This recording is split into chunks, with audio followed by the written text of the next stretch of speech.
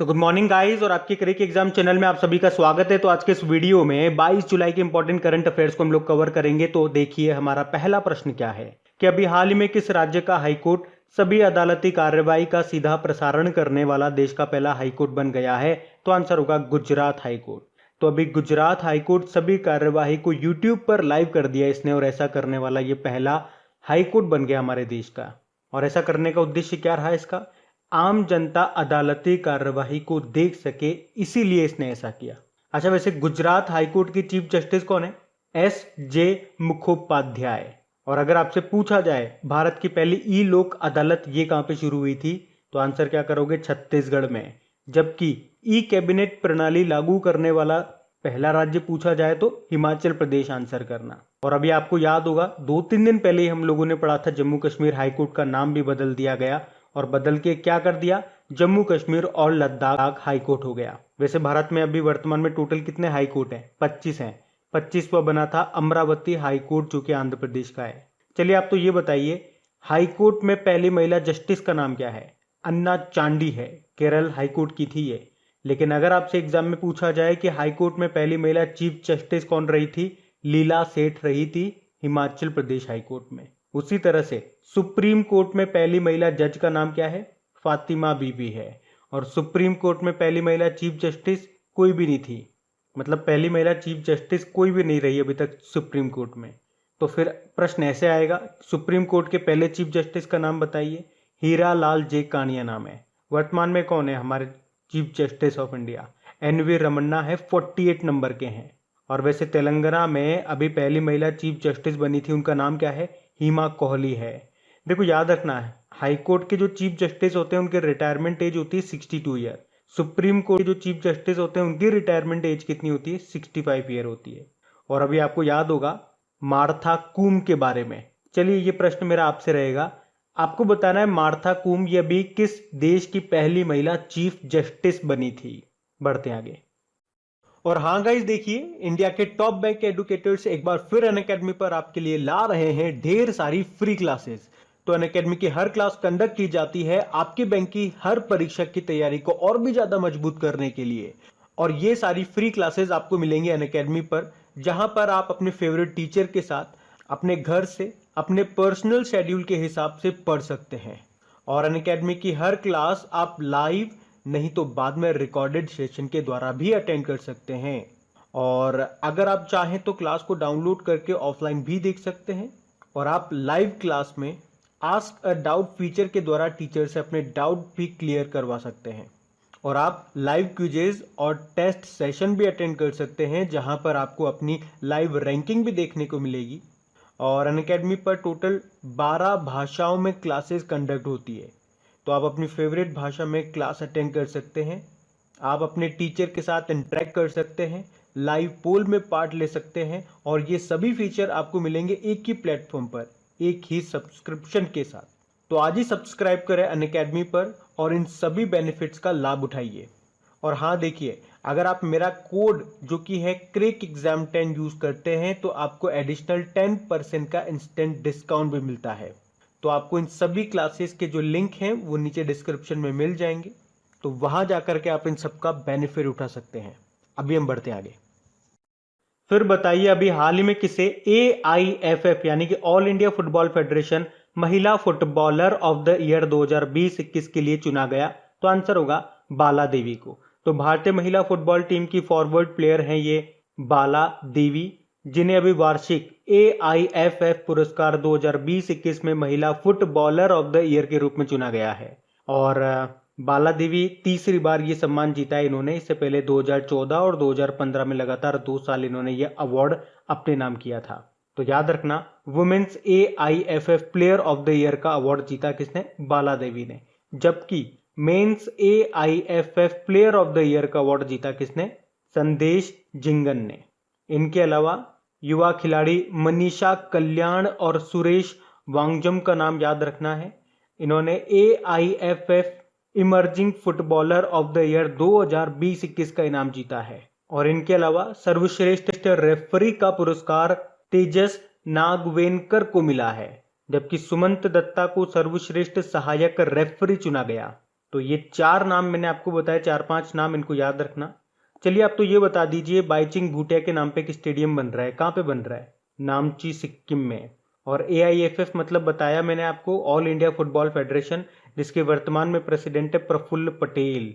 और फुटबॉल से 3 कप आप याद रख लो, 3 वेरी मोस्ट इंपॉर्टेंट कप है। सबसे बड़ा कप होता है फीफा वर्ल्ड कप, जो कि 2023 में होगा कतर, दोहा में। एक यूरो कप 2020 का खिताब किसने जीता? इटली ने जीता। कोपा अमेरिका का खिताब किसने जीता? तो अर्जेंटीना ने जीता है। उसके अलावा आपको याद होगा महिला एशिया कप 2022 में होंगे कहाँ पे? ये होंगे मुंबई और पुणे में।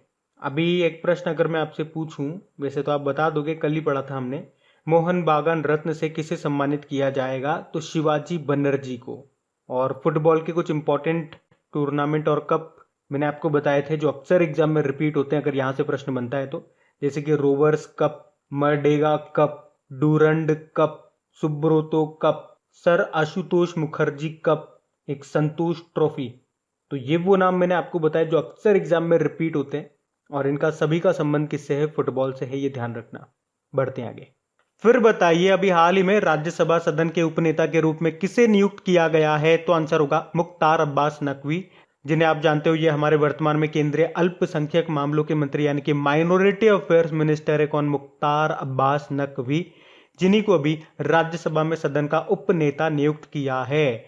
और ये किनका स्थान लेंगे? पीयूष गोयल। पीयूष गोयल तो आप जानते होंगे, अभी सदन के नेता इनको बना दिया गया था। और पीयूष गोयल ने किसका स्थान लिया था? थावरचंद गहलोत का, जो अब कर्नाटक के गवर्नर बन चुके हैं। देखो, राज्यसभा की बात हुई है ना, राज्यसभा जिसे आप अपर हाउस कहते हो। चलिए बताइए, इसका उल्लेख आपको कौन से आर्टिकल में मिलेगा? तो आर्टिकल नंबर 80। और यहां से आप याद रखते हो स र ला, स से संसद, र से राज्यसभा, ल से लोकसभा। तो किसका उल्लेख किस आर्टिकल में है? कैसे याद रखोगे? 79, 80 और 81। संसद का पूछेंगे तो 79 में, राज्यसभा का पूछोगे 80 में, और लोकसभा का पूछोगे तो 81 में। वैसे राज्यसभा में कितने सदस्य होते हैं? 245 होते हैं, जिनमें से 12 मनोनीत किए जाते हैं प्रेसिडेंट के द्वारा। और बताइए, राज्यसभा के सभापति का नाम क्या है? हमारे वाइस प्रेसिडेंट ही तो होते हैं, ये एम वेंकैया नायडू जी हैं जो वर्तमान में। और राज्यसभा के मेंबर का कार्यकाल होता है 6 साल का। लेकिन याद रखना, राज्यसभा का कोई कार्यकाल नहीं होता, वे एक स्थायी सदन है। लोकसभा इसे बोलते हैं लोअर हाउस। चलिए आप तो सिंपल सा प्रश्न बताइए, 17वीं लोकसभा के स्पीकर कौन है? ओम बिरला है। और पहले स्पीकर के बारे में पूछा जाएगा तो जीवी मावलकर हैं। और सर्वाधिक लोकसभा और राज्यसभा की सीटें आपको मिलेगी किस स्टेट में? उत्तर प्रदेश में। लोकसभा में तो 80 और राज्यसभा में 31। अभी अगर मैं आपसे पूछूं कि अमित शाह जो कि गृह मंत्री हैं, अभी एक और मंत्रालय इनको दिया गया, कौन सा? सहकारिता मंत्रालय। और आप जानते होंगे, लोकसभा टीवी और राज्यसभा टीवी का मर्ज कर दिया गया, विलय कर दिया, और एक नया बना दिया, क्या? संसद टीवी। और इसके पहले CEO बन गए रवि कपूर। अच्छा, ये जो संसद टी है, किस समिति की सिफारिश पे इसको बनाया गया? तो वो भी आप ध्यान रख लो, सूर्य प्रकाश समिति। तो ये ध्यान रखना। बढ़ते आगे। फिर बताइए, अभी हाल ही में किस राज्य ने पिंक प्रोटेक्शन प्रोजेक्ट को शुरू किया? तो आंसर होगा केरल ने। तो महिलाओं के खिलाफ उत्पीड़न के बढ़ते मामलों को देखते हुए अभी केरल पुलिस ने पिंक प्रोटेक्शन नाम से एक महत्वाकांक्षी परियोजना को शुरू किया है, जिसका उद्देश्य है सार्वजनिक और निजी स्थानों और साइबर दुनिया में महिलाओं को सुरक्षा प्रदान करना। क्योंकि अभी लॉकडाउन के समय दहेज उत्पीड़न, घरेलू हिंसा और साइबर क्राइम में तेजी से बढ़ोतरी हुई है, तो इनसे महिलाओं की सुरक्षा के लिए ये पिंक प्रोटेक्शन प्रोजेक्ट चलाया गया। और इसके लिए पिंक कलर के व्हीकल भी शुरू किए गए। अच्छा, पिंक से आपको याद होगा, अभी उत्तर प्रदेश की सरकार ने महिलाओं को टीका बिना परेशानी लग सके उसके लिए पिंक बूथ शुरू किए थे उत्तर प्रदेश में। लेकिन यहाँ तो बात केरल की है, तो ये रहा मैप में केरल। देखो, केरल की कैपिटल क्या है? तिरुवनंतपुरम है। और आपको बता दूं, विक्रम साराभाई स्पेस सेंटर ये आपको कहाँ मिलेगा? तिरुवनंतपुरम में। यहाँ के गवर्नर कौन है? आरिफ मोहम्मद खान है। और मुख्यमंत्री पिनाराई विजयन। अभी आपको याद होगा, केरल सरकार ने ही मथुरु कवचम अभियान शुरू किया था। सिल्वर लाइन परियोजना ये केरल में ही शुरू हुई है, जिसका उद्देश्य क्या है? राज्य के उत्तरी और दक्षिणी छोर के बीच में यात्रा के समय को कम करना। कैसे? एक semi high speed rail corridor बनाया जाएगा इसमें, जो कि कसारगोड और तिरुवनंतपुरम को जोड़ेगा, जिसकी लंबाई 530 किलोमीटर 2025 तक बनकर ये तैयार हो जाएगा। उसके अलावा नीति आयोग ने जो सस्टेनेबल डेवलपमेंट गोल इंडेक्स जारी किया था, उसमें भी टॉप पे था केरल, लास्ट में बिहार था। उसके अलावा केरल सरकार ने ही नॉलेज इकोनॉमी मिशन शुरू किया था और स्मार्ट किचन योजना शुरू की थी अभी। और केरल की नई हेल्थ मिनिस्टर बन गई, क्या नाम है? तो आंसर होगा Veena George. One school one IAS योजना शुरू की थी केरल ने ही। भारत का पहला श्रम आंदोलन संग्रहालय ये केरल के अल्लापुझा में शुरू किया गया। और भारत का पहला जेंडर पार्क ये कहां पे स्थापित किया जाएगा? केरल के कोझिकोड में। और दो आपको यहां से क्लासिकल डांस याद रखने हैं, कथकली और मोहिनीअट्टम। बढ़ते आगे। फिर बताइए, हाल ही में पेरू के नए राष्ट्रपति कौन बन गए हैं? तो आंसर होगा पेड्रो कैस्टिलो। ये पेरू के नए राष्ट्रपति बन गए। बाकी निकोल पाशियान आर्मेनिया के प्रधानमंत्री बने थे। इसाक हर्जोग इजराइल के प्रेसिडेंट बने थे। और नेफ्टाली बेनेट अभी इजराइल के नए प्रधानमंत्री बन गए। देखो, पेरू की बात है तो ये रहा मैप में पेरू, इसकी कैपिटल लीमा है। पेरू की करेंसी है सोल और नए राष्ट्रपति बन गए पेड्रो कैस्टिलो। आपको बता दूं, कई बार एग्जाम में पूछा जाता है आटाकामा मरुस्थल ये कहां पर है? तो पेरू में है। विश्व का सबसे शुष्कतम मरुस्थल है ये। और अगर आपसे पूछा जाए विश्व की सबसे ऊंची नौका विहार झील, मतलब बोटिंग के लिए सबसे ऊंची झील, ये कौन सी और कहां पर है? तो पेरू और बोलीविया की सीमा पर मिलेगी आपको, टीटीकाका झील। और यहाँ पे एक जानवर भी पाया जाता है जिसका नाम है लामा। लामा आपने नाम सुना होगा साइंस में, कि आरबीसी में केंद्रक पाया जाता है, एक तो ऊंट में और एक लामा में, तो ये वही लामा है, तो ये ध्यान रखना। बढ़ते आगे। फिर बताइए, अभी हाल ही में संयुक्त राष्ट्र विकास कोष के द्वारा किन दो इकाइयों को प्रतिष्ठित इक्वेटर प्राइज 2021 के लिए चुना गया? तो आंसर होगा स्नेह कुंज ट्रस्ट और अधीमलाई पझंगू डिजेनर प्रोड्यूसर कंपनी लिमिटेड, इन दोनों को। अच्छा, पहली बात तो ये याद रखना कि ये जो इक्वेटर प्राइज 2021 है ये 2 साल में एक बार दिया जाता है। और देता कौन है? United Nation Development Programme. और क्यों दिया जाता है? तो जैव विविधता के संरक्षण के लिए। इस बार 10 विजेता थे जिनमें से 2 भारतीय हैं। एक तो अधिमलाई कंपनी जो कि तमिलनाडु की है और स्नेह कुंज ट्रस्ट जो कि कर्नाटक का है। बाकी देखो, यूनाइटेड नेशन डेवलपमेंट प्रोग्राम की बात करेंगे, इसका हेडक्वार्टर न्यूयॉर्क में है और इसके हेड है अकिम स्टेनर। ये एक इंडेक्स भी जारी करता है, ह्यूमन डेवलपमेंट इंडेक्स। कौन? United Nation Development Programme. और अभी जो ह्यूमन डेवलपमेंट इंडेक्स 2020 जारी किया था उसमें भारत 131 नंबर पे था, टॉप पे नॉर्वे रहा था। अच्छा बताइए, जैव विविधता दिवस बायोडाइवर्सिटी डे कब मनाया जाता है? 22 मई को मनाया जाता है। देखो, कुछ नाम मैं आपको बताऊं, जैसे कि विश्व खाद्य पुरस्कार ये किसने जीता? एग्जाम में पूछ लिया मान लो, तो क्या आंसर करोगे? शकुंतला थिल्स्टेड ने। जबकि नेल्सन मंडेला मानवतावादी पुरस्कार 2020 किसने जीता था? रुमाना सिन्हा सहगल ने। और कमेंट बॉक्स में टाइप करके बताइए, नेल्सन मंडेला दिवस हमने अभी कब मनाया था? एक मोहम्मद यूनुस का नाम भी ध्यान रखना, अभी पढ़ा था हमने। ओलंपिक लॉरेल पुरस्कार के लिए इनको चुना गया है। बढ़ते आगे। फिर बताइए, अभी हाल ही में मिस इंडिया USA 2021 का खिताब किसने जीता? तो आंसर होगा वैदेही डोंगरी ने। तो मिशिगन की है ये वैदेही डोंगरी, और इन्हीं को भी 2021 में मिस इंडिया USA का ताज पहनाया गया है। जबकि जॉर्जिया की अर्शी लालानी ये दूसरे स्थान पे रही है। उसके अलावा आपको बता दूं कि ये जो वैदेही है, इन्होंने भारतीय शास्त्रीय नृत्य कथक का शानदार प्रदर्शन भी किया था, जिसके लिए उन्हें मिस टैलेंटेड का पुरस्कार भी मिला है। बाकी देखो, एंड्रिया मेजा का नाम आपने सुना होगा, मिस यूनिवर्स 2020 का खिताब जीता था, जो कि मैक्सिको से है। और मानसी वाराणसी मिस इंडिया 2020 का खिताब इन्होंने जीता था, तो ये भी ध्यान रखना। बढ़ते आगे। फिर बताइए, अभी हाल ही में किस देश ने प्रजनन दर में गिरावट के कारण हमदम नाम से एक एप्लीकेशन लॉन्च किया है? तो आंसर होगा ईरान ने। तो अभी ईरानी सरकार ने घटती जन्म दर से निपटने के लिए एक सरकारी डेटिंग एप्लीकेशन को लॉन्च किया जिसका नाम है हमदम। और पॉपुलेशन से आपको याद होगा, अभी चाइना ने भी 3 चाइल्ड पॉलिसी को लागू कर दिया है। सबसे ज्यादा पॉपुलेशन भारत के किस राज्य में है? उत्तर प्रदेश में। सबसे कम आपको मिलेगी सिक्किम में। देखो, ईरान की कैपिटल तेहरान है, करेंसी है तोमान। और अभी ईरान का सबसे शक्तिशाली सुपर कंप्यूटर का नाम क्या रहा? सीमॉर्ग नाम है। और विश्व का सबसे शक्तिशाली सुपर कंप्यूटर पूछेंगे तो उसका नाम फुगाकू है, जो कि है जापान का। बढ़ते आगे। बाकी अगर आपसे पूछा जाए हेती के प्रधानमंत्री के रूप में किसने शपथ ली है, तो एरियल हेनरी ने ली है। मतलब एरियल हेनरी अब हेती के नए प्रधानमंत्री बन गए हैं। हेती ये देश अभी न्यूज में था, आपको याद होगा। इसके जो प्रेसिडेंट हैं, मतलब प्रेसिडेंट थे, जिनका नाम था जोवेनेल मोर्से, तो उनके घर में कुछ बदमाशों ने घुस करके उनको गोली मार दी थी, वही है ये हैती। मैप में देखिए आप, ये रहा मैप में हैती, कैपिटल इसकी पोर्ट ऑफ प्रिंस है, करेंसी है हैतियन गोर्दे। बढ़ते आगे, चलिए बताइए अभी हाल ही में केरल का पहला बुक विलेज ये कहां पे खुला है? तो आंसर होगा कोल्लम में। तो कोल्लम जिले के पेरुमकुलम गांव को केरल के पहले बुक विलेज का खिताब दिया गया है।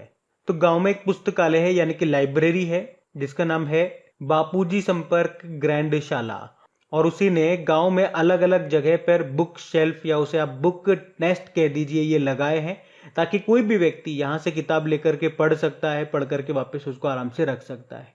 और ये जो पुस्तकालय है ये घरों में भी बुकों को पहुंचाएगा। तो सिंपल सा याद रखना है, केरल का पहला बुक विलेज ये कहां पे खुला है? तो केरल के कोल्लम जिले के पेरुमकुलम गांव में। अच्छा, आप मुझे बता सकते हो अभी 100% टीकाकरण करने वाला पहला राज्य कौन सा बना था? वोवेन गांव, जो कि जम्मू कश्मीर का। उसके अलावा 100% एलपीजी गैस कनेक्शन वाला पहला राज्य यह है हिमाचल प्रदेश का। लेकिन अगर पूछा जाए कि 100% हर घर जल वाला पहला राज्य, तो गोवा आंसर होगा। उसी तरह से रेबीज मुक्त होने वाला पहला राज्य भी गोवा ही है। अच्छा बताइए, देश में पहली बार किस राज्य में मोंक फ्रूट की खेती की जाएगी? तो आंसर होगा हिमाचल प्रदेश में। उसके अलावा जीनोम सीक्वेंसिंग वाला भारत का पहला राज्य भी आपका कौन सा है? राजस्थान है।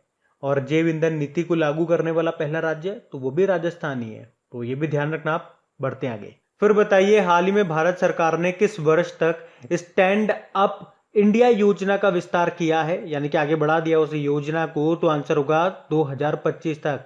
तो अभी भारत सरकार ने स्टैंड अप इंडिया योजना की अवधि को वर्ष 2025 तक के लिए बढ़ा दिया है। तो ये योजना 5 अप्रैल 2016 को प्रधानमंत्री के द्वारा अनुसूचित जाति, अनुसूचित जनजाति और महिला उधारकर्ताओं को उद्यमशीलता को बढ़ावा देने के लिए, मतलब ऋण की सुविधा के लिए इसको शुरू किया गया था। जिसमें क्या होता है, जो महिलाएं हो गई है, अनुसूचित जाति और अनुसूचित जनजाति समुदायों को कृषि क्षेत्र के बाहर, जो कि विनिर्माण, सेवाओं और व्यापार क्षेत्र हैं, तो वहां पे उन्हें एक ग्रीनफील्ड उद्यम स्थापित करने के लिए, उन्हें प्रोत्साहित करने के लिए बैंक लोन देता है। तो ये याद रखना सिंपल सा, स्टैंड अप इंडिया योजना का विस्तार कर दिया गया 2025 तक। 2025 से क्या लिंक कर पा रहे हो कि टीबी खत्म होने का लक्ष्य है 2025, और उसी तरह से भारत में मलेरिया को खत्म करने का लक्ष्य रखा है कब का? 2030 का। और रेलवे ने कहा है कि वो 2030 तक पूरी तरह से ग्रीन एनर्जी पर चलने लगेगा, ये उसका लक्ष्य है। और अभी 2024 तक वो पूरी तरह से इलेक्ट्रिफाइड हो जाएगा। और 2023 में ही भारत G20 समिट को होस्ट करेगा, और आईसीसी वर्ल्ड कप ये जो होंगे 2023 में, वो होंगे भारत में ही। फिर अगला प्रश्न है कि हाल ही में किस राज्य के कुनरिया गांव में बालिका पंचायत का पहला चुनाव कराया गया? तो आंसर होगा गुजरात में। तो आपको याद होगा एक सीरियल आता था बालिका वधू नाम से, और उसी से प्रेरित होकर के बालिका पंचायत का पहला चुनाव कराया गया है गुजरात के कच्छ जिले के कुनरिया गांव में। तो इसमें 10 से 21 साल की युवा महिलाओं ने चुनाव लड़ा, और ऐसा करने का उद्देश्य क्या है कि अभी से ही कम उम्र की युवतियों को सशक्त बनाना, मतलब उनके अंदर लीडरशिप डेवलप करना। तो इसमें वो महिलाओं से संबंधित मुद्दों का समाधान करने का काम करेंगी। अच्छा, भारत की पहली वर्ल्ड हेरिटेज सिटी कौन सी है ये बता दो आप। तो अहमदाबाद।